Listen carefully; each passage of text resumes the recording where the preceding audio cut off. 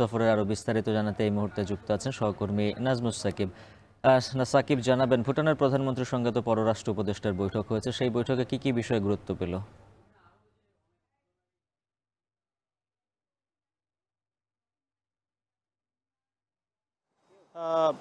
উজ্জ্বল, আমরা আজকে কিন্তু দেখেছি যে ভুটানের যিনি প্রধানমন্ত্রী শেরিং তোবগে তিনি কিন্তু আজকে সকাল নাগাদ বাংলাদেশে এসে পৌঁছেছেন এবং প্রধান উপদেষ্টা তাকে কিন্তু একটি লাল গালিচা সংবর্ধনা দিয়েছেন। এবং এই মুহূর্তে আমরা রয়েছি ইন্টারকন্টিনেন্টাল, এখানে কিন্তু পররাষ্ট্র উপদেষ্টা এবং এছাড়াও বাণিজ্য উপদেষ্টার সঙ্গে কিন্তু একটি বৈঠক হওয়ার কথা। ইতিমধ্যে কিন্তু পররাষ্ট্র উপদেষ্টার যে বৈঠক সেটি কিন্তু হয়ে গিয়েছে এবং বাণিজ্য উপদেষ্টার সঙ্গে যে বৈঠকটি সেটি কিন্তু হচ্ছে।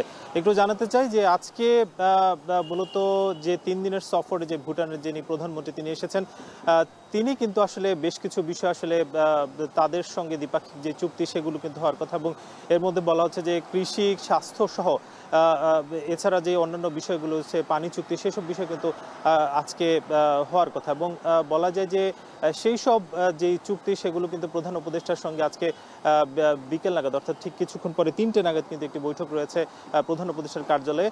সেই কার্যালয়ে বৈঠকের পরপর হয়তো সিদ্ধান্ত আসতে পারে যে এইসব বিষয়ে চুক্তি হবে কিনা।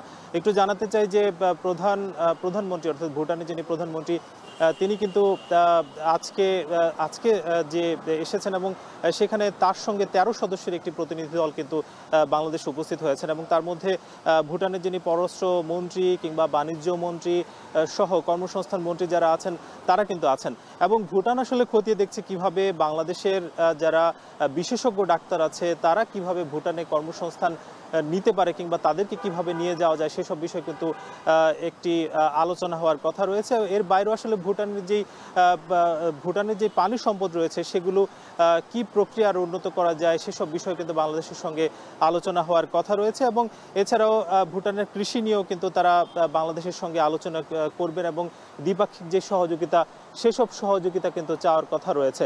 এবং বাংলাদেশও আসলে ভুটানের সঙ্গে কিভাবে দ্বিপাক্ষিক যে ব্যবসা বাণিজ্য কিংবা বাংলাদেশ এবং ভুটানের মধ্যে উভয় দেশের যে বাণিজ্যিক সম্ভাবনা সেসব বিষয়গুলো কিন্তু খতিয়ে দেখার কথা রয়েছে। সব মিলিয়ে বলা যায় যে বাংলাদেশ এবং ভুটান তাদের যেই সম্পর্ক সেই সম্পর্কের উন্নয়ন এবং পাশাপাশি নানা খাতে যেই বিনিয়োগ সেই বিনিয়োগগুলো যাতে উভয় দেশের মধ্যে তুলে ধরা যায় সেসব বিষয় নিয়ে আজকে কিন্তু প্রধানমন্ত্রী অর্থাৎ ভুটানের যিনি প্রধানমন্ত্রী তিনি কিন্তু এসেছেন।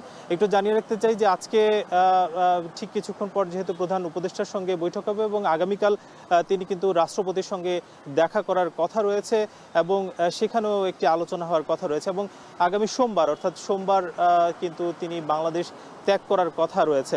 এবং এই যে 3 দিন সেই 3 দিন অর্থাৎ আজ থেকে যেটা শুরু হয়েছে সেই 3 দিনই কিন্তু বাংলাদেশের যে নানা ধরনের দ্বিপাক্ষিক সহযোগিতা সেসব বিষয়ে কিন্তু বারবার আসলে খতিয়ে দেখা হবে এবং বাংলাদেশের সঙ্গে যেই ব্যবসায়িক সম্ভাবনা সেসব বিষয় খতিয়ে দেখা হবে। এবং সব মিলিয়ে বাংলাদেশ এবং ভুটানের মধ্যে যেই সম্ভাবনাগুলো সেগুলো কিন্তু উভয় দেশের যারা কর্মকর্তা আছেন এবং প্রধানমন্ত্রী এবং প্রধান উপদেষ্টা তাদের মধ্যে একটি খতিয়ে দেখার পর হয়তো যেই 3টি চুক্তি হওয়ার কথা রয়েছে সেই চুক্তিগুলো হয়তো সম্পন্ন হতে পারে।